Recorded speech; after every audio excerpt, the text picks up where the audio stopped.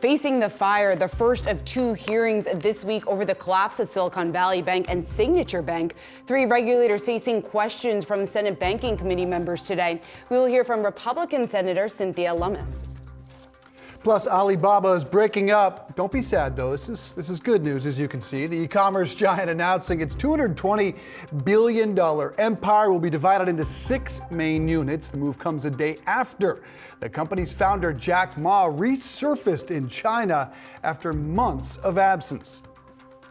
And later, we've got some big earnings reports after the bell. We'll bring you the numbers from Lululemon and chip giant Micron as soon as they cross.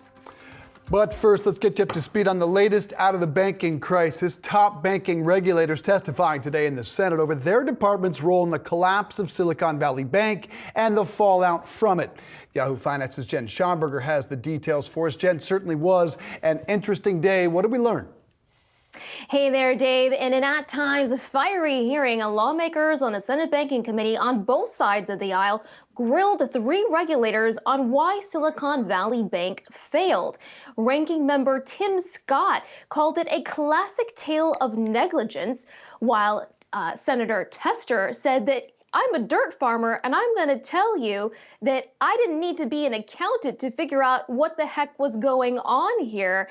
Barr said to that he agreed. Tester implored Barr to look back at what transpired and fix it. He says if it's the regulator's fault, it better be fixed. The Federal Reserve's Vice Chair of Supervision, Michael Barr, along with FDIC head Martin Grunberg and Treasury Undersecretary for Domestic Finance Nellie Lang, all pledged to strengthen capital rules. Pressed by Senator Elizabeth Warren, Barr, who was conducting an official review of why SVB failed and what should be done to prevent such failures, said he anticipates strengthening capital and liquidity standards for banks with over $100 billion in assets.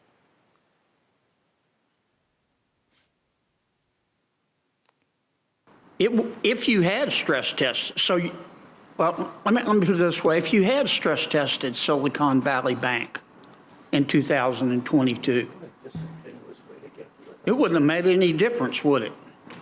I don't know the answer to that question. Well, you didn't test for Silicon Valley Bank's problem. I agree with you that it would be useful to test for higher rising interest rates. That's why in our alternative scenario, multiple scenario that we put in place for this year's stress test, we do that.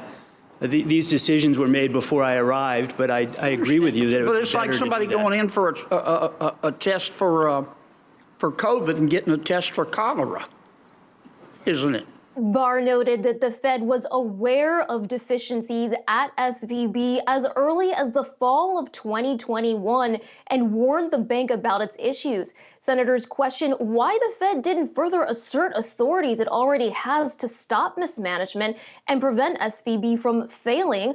Barr replied that he agreed that the Fed has, quote, substantial discretion through notice and comment rulemaking to change its rules for firms with assets in the $100 to $250 billion range, which is where SVB sat. Now, Senate Banking Committee Chairman Sherrod Brown says that he's going to introduce legislation that will give regulators more authority to impose fines, claw back executive bonuses and compensation, and ban executives responsible for bank failures from ever working in the banking industry again. Back to you.